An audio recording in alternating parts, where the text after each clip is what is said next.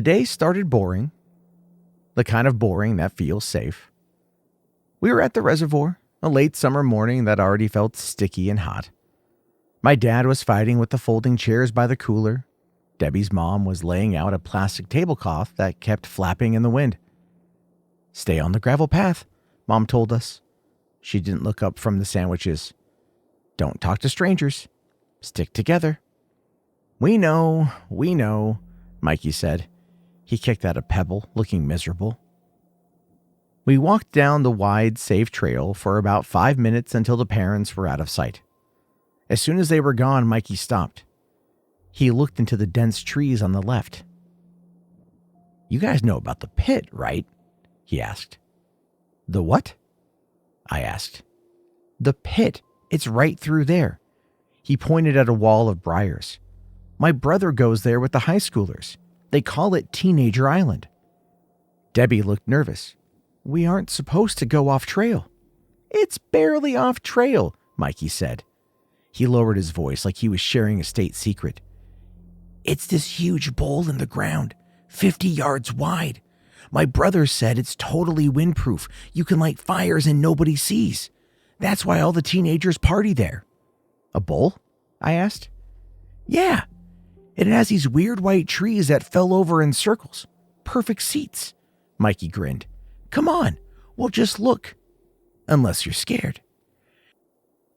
He knew exactly which buttons to push. I wasn't scared. I was bored. And I wanted to see where the high schoolers hung out. "Fine," I said. "But only 5 minutes." Mikey found a gap in the blackberry bushes and shoved through. "Follow me." We left the gravel. The woods instantly fought back. Briars snagged my jeans and spiderwebs stuck to my face. Debbie stayed close behind me, quiet except when twigs snapped underneath her feet. The deeper we went, the more the air felt wrong. It got heavy and wet, like a dish rag left in the sink. "What's that smell?" I asked, wrinkling my nose. "What smell?" Mikey didn't even turn around. He was hacking at a branch with a stick. "Like vinegar," I said. "But worse. Sharp." "You're making stuff up," Mikey said. But I wasn't. The smell got stronger, stinging the inside of my nose. Then the trees thinned out, and we stepped into a clearing. It was exactly like Mikey said. The pit was huge, a perfect bowl sunk into the earth. Mist hugged the bottom, making it look deeper than it was. Bone-white logs lay in concentric circles, spiraling down to the middle like someone had arranged them on purpose. In the center sat a mound of dry dirt, Teenager Island. I could see the blackened stones of a fire ring and the glint of old beer cans poking through the dirt. "See?" Mikey whispered. His voice was too loud in the quiet. "Told you. Coolest spot in the woods." "It's quiet," Debbie whispered. She was right. The wind didn't reach down here. The birds didn't fly over it. It was like the forest was holding its breath. Mikey hopped onto the nearest log, balancing with his arms out. "The floor is lava," he shouted, his voice too loud in the silence. Debbie giggled nervously and followed him, wobbling as she stepped onto a different log. I hung back. The ground between the logs wasn't dirt or leaves. It was covered in thick, bright green moss that looked wrong. Too shiny. Too smooth. Like the fake grass in Easter baskets. "Come on, Emily," Mikey called, jumping to another log. I took a breath and stepped out onto the nearest white log. It felt warm underneath my sneakers, not cool like wood should. "Watch this," Mikey shouted. He jumped from his log towards a patch of green moss. "Mikey, don't!" The warning died in my throat. When his feet hit the moss, it rippled like water. Then it collapsed underneath him. Then hiss. Mikey stopped laughing. He looked down at his feet. They were sinking. And then the floor began to chew. A wet, suckling sound filled the air, like somebody pulling their boots from deep mud. Only louder. Much louder. Mikey's legs went first. Not like he was sinking, like he was melting. His jeans and skin just collapsed, turned to goop. There wasn't even blood, just this thick, lumpy liquid where his legs used to be. That's all he got out. One half word. His stomach folded in on itself like a paper cup being crushed. His arms waved once, fingers spread wide. Then his chest caved in, and his head dropped into the green sludge. The moss rippled once, twice. Then it smoothed over like nothing had ever been there. No Mikey. No evidence. I couldn't move. My brain knew I should run, but my body didn't get the message. Debbie stood frozen on her log 10 feet away. Her mouth hung open. No sound came out. The log beneath my feet twitched. I looked down. The white bark felt warm against my sneakers. It shifted again, like a sleeper rolling over in bed. Then I got it. The logs weren't logs. The moss wasn't moss. The whole pit was alive. The green floor started churning, bubbling like a pot of soup on high heat. It changed color, darkening from bright green to a sickly gray. The white logs began drifting inward towards the center mound. The fog grew thicker, swirling with the movement below. It clung to the surface like breath on a cold window. I watched one log drift past another, not drifting, being pulled. Everything was being dragged towards the center, like a drain. The mound in the middle, Teenager Island, stood out clearer now. It was the only thing not moving, the only solid ground left. "Debbie," I shouted, "jump towards the middle, the dirt pile, now!" Her log had drifted 15 feet away. The distance looked impossible now that the world was moving. Debbie didn't jump. She didn't even crouch. She stood, stick straight on the wet bark, her arms pinned to her sides. "I can't," she whispered. Then louder, "I want to go home. I want my mom." Her log tilted sideways. It started to sink. "Debbie, look at me." I pointed at a thick white log between us. "You just have to jump. One jump, then another." She shook her head. Not like she was saying no to me, like she was trying to shake a bad dream out of her head. She squeezed her eyes shut, wasn't looking at me. She had given up. The green moss pulsed under us each time we moved or spoke. The ground shivered. It was listening, feeling for the vibration. I jumped to another log, barely making it. My foot slipped, and for a second, I felt the heat rising from the slime. I yanked my leg up fast. "Debbie, please," I screamed. "Move!" She didn't open her eyes. She just kept crying for her mom, rocking back and forth on her heels while the log rolled over. Debbie's log flipped completely. The bottom side wasn't white at all. It was pink and slick, like the inside of a cheek, like a tongue. She didn't try to grab the bark. She didn't try to balance. She just slid off.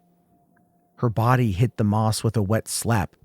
The green sludge didn't ripple this time. It surged. It rose up like a wave and crashed over her.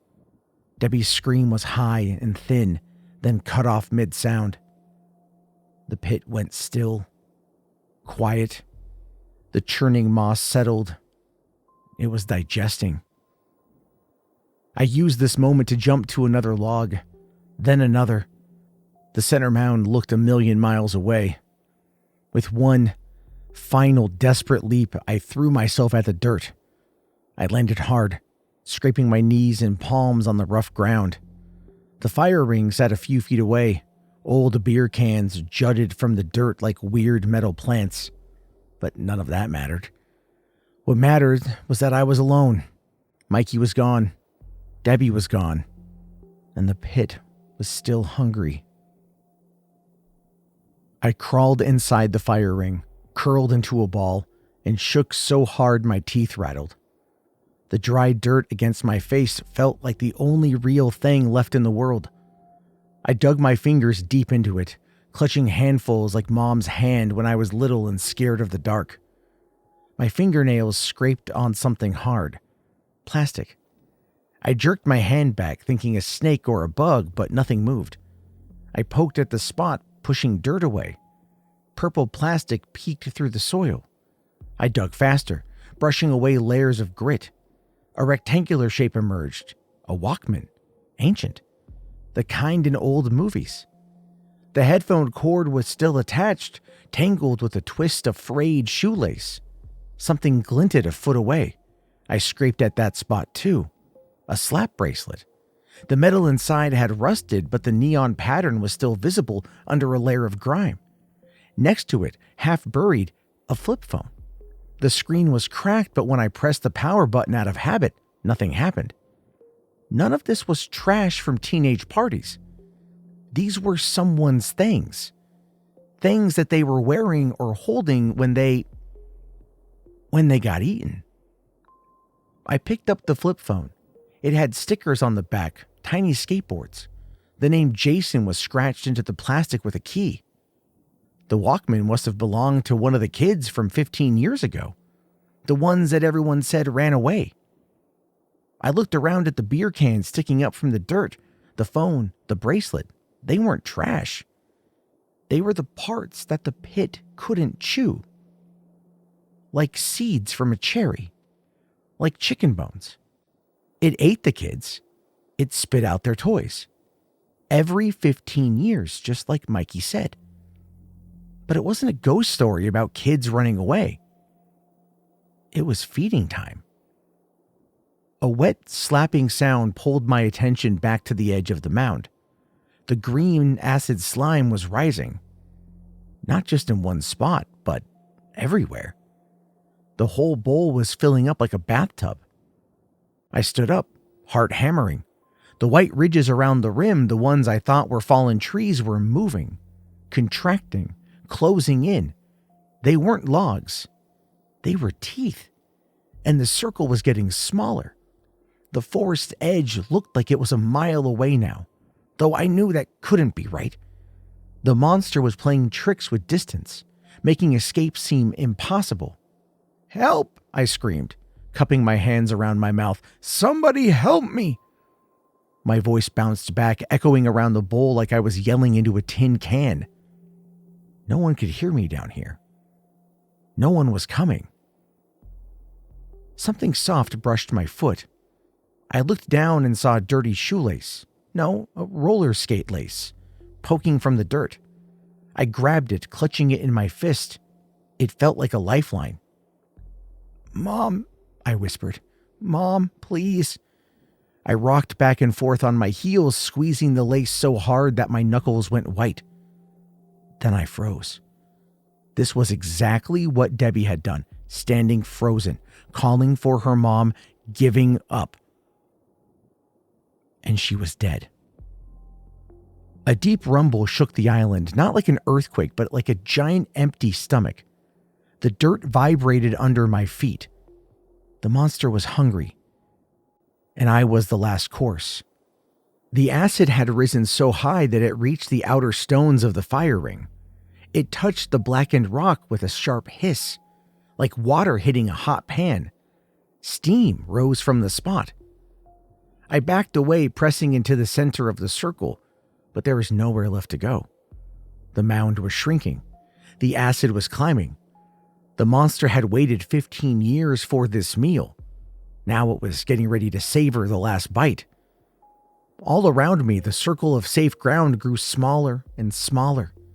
3 feet wide, 2 feet wide. The acid lapped at the edge of the fire pit, and I realized that I had run out of room. A splash of acid slopped over the ring of stones and hit a pile of spilled ash. It hissed and bubbled like baking soda and vinegar. But instead of foaming up, it hardened into a crusty gray patch. I stared at it. The acid wasn't eating through the ash. It was turning solid. I didn't know why. I didn't care why. It worked. I dropped to my knees and dug my hands into the fire pit, scooping up handfuls of cold, powdery ash. It stuck to my sweaty palms. Come on, I muttered, eyes darting around the shrinking mound. Half buried in the dirt near the edge, a red plastic cup. I lunged for it, almost touching the acid. The cup was cracked down on one side, but it would hold. I scooped ash into it until it was nearly full. Not enough. I stuffed more ash into my pockets. It leaked through a hole and down my leg, but I kept packing it in. I looked at the forest edge. It seemed to waver, like heat rising from blacktop. The pit was messing with my eyes, making escape look impossible. No time to think, no time to plan. If I stayed, I was dead. If I tried to cross, I might live. "Don't look down," I whispered. "Just go." I grabbed a handful of ash and threw it at the bubbling slime. It landed with a sizzle and immediately hardened into a rough, gray crust about the size of a dinner plate. I sucked in a breath and jumped. The crust held for half a second and then cracked under my weight.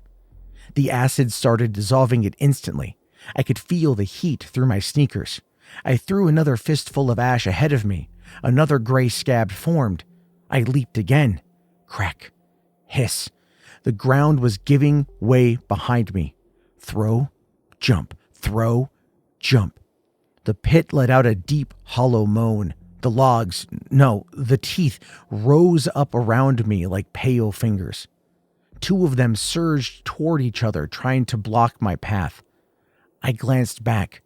The mound was sinking, disappearing into the churning acid. There was no going back. Halfway across now, my lungs burned, my legs trembled, the cup in my hand caught on my jacket and snapped. Ash spilled everywhere. I watched in horror as my escape plan scattered into the wind. I dug frantically in my pockets for the last bits of ash, only enough for one more throw. I was stranded in the middle of the pit. Ahead, the forest edge was maybe 10 feet away. So close, but with no ash, I might as well have been a mile away. The acid crept up my last foothold. I could feel it starting to give way. That's when I saw it, a thick tree root sticking out from the dirt bank. It stuck out like an arm reaching for me. The crust beneath my feet dissolved. The acid bubbled eagerly. No time to think. No time to be afraid. I jumped. The world slowed down. I hung in the air for what felt like forever. Arms outstretched, legs kicking at nothing and everything. My fingers scraped the root, slipped, then caught. I dangled there, legs swinging over the acid. It churned below me, reaching for my shoes. I pulled myself up, arms screaming, fingernails breaking on the rough bark. I kicked at the dirt bank, finding toeholds, up and up, inch by inch. Behind me, the pit shuddered. A low groan echoed through the trees, like the sound of a door closing deep underground. The fog settled back into the depression. The teeth, the white logs, sank out of sight. I reached the top of the bank and rolled over onto the forest floor. For a long time, I just lay there, face pressed against normal dirt, breathing in normal air. Then I got up and just ran. Straight through briars, through spider webs. I didn't feel the scratches. I didn't care about the path. I just needed to get away. I burst out onto the gravel trail, still running. My feet carried me all the way back to the parking lot. Mikey's mom was there. She stood by her blue minivan, hand shading her eyes as she scanned the tree line. "Emily," she waved when she saw me. "Have you seen Michael? It's almost time to go." I stared at her. My mouth opened, but nothing came out. What could I say? Your son got eaten by the ground? The pit drank him like a milkshake? She'd never believe me. No one would. Mikey's mom frowned. "Are you okay? You look like you've just seen a ghost." I shook my head. I don't know where he is. And it wasn't exactly a lie. I didn't know where Mikey was now. Inside the pit, part of it, gone. I watched her walk towards the trail, calling his name. Her voice sounded small against the size of the woods. I wanted to scream. I wanted to run after her and drag her back to the car. But I couldn't move. I just stood there, clutching my dirty pockets. They would never find him or Debbie. They would put up posters. They would search by the creek, but they would never look down. The floor had fed. It was sleeping now, and it wouldn't be hungry again for 15 years.